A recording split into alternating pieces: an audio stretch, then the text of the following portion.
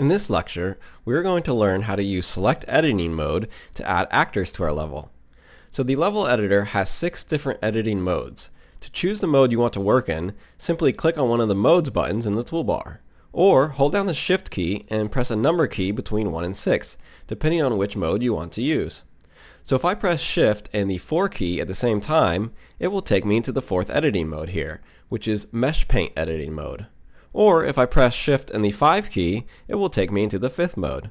But in this lecture, I'm only going to discuss the first mode, which is called select editing mode. So I want to press shift and the 1 key to make sure I'm in that mode. So what is select editing mode used for? Well, it's used to place actors into a level and to select and manipulate actors in the level. So while we're in select editing mode, one way to add actors to our level is to click on the create button in the toolbar and select one from the menu. So for example, I'm going to go to shapes and then click on cone, and that will automatically add a cone to my level.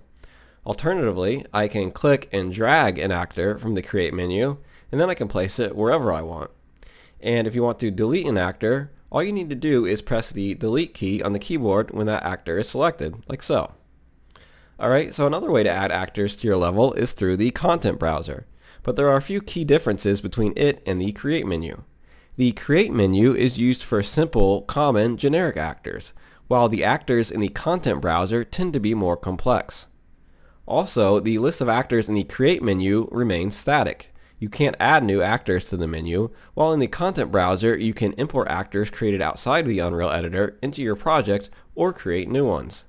Alright, and then at the very bottom of the create menu is a button you can press to dock the menu as a panel called the Place Actors panel.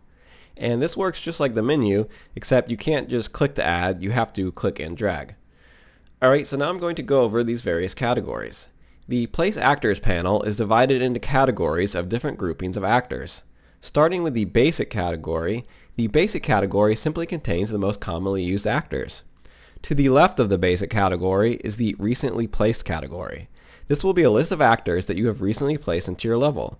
This is useful when you are going to be working with a small set of the same type of actors for a while.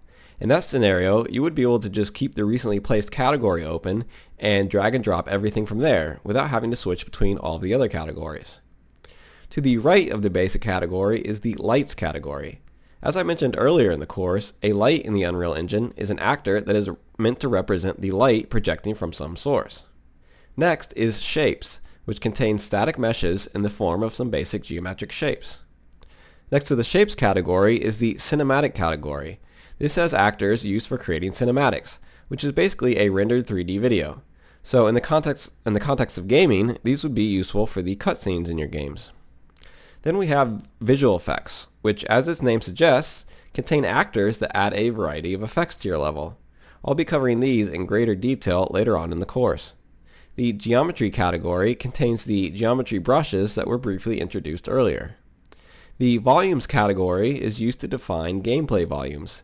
A volume is a 3D area of space that is invisible to the player and serves a specific purpose depending on its type. So for example, a blocking volume will prevent actors from being able to enter that volume. A pain-causing volume will cause damage to an actor who enters that volume, and so on.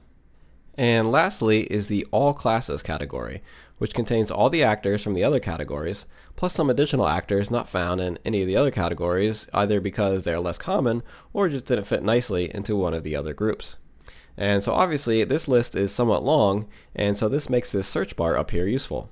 So by typing text in this search bar, you can quickly narrow down the results to what you're looking for. Alright, and that will conclude the lecture on select editing mode.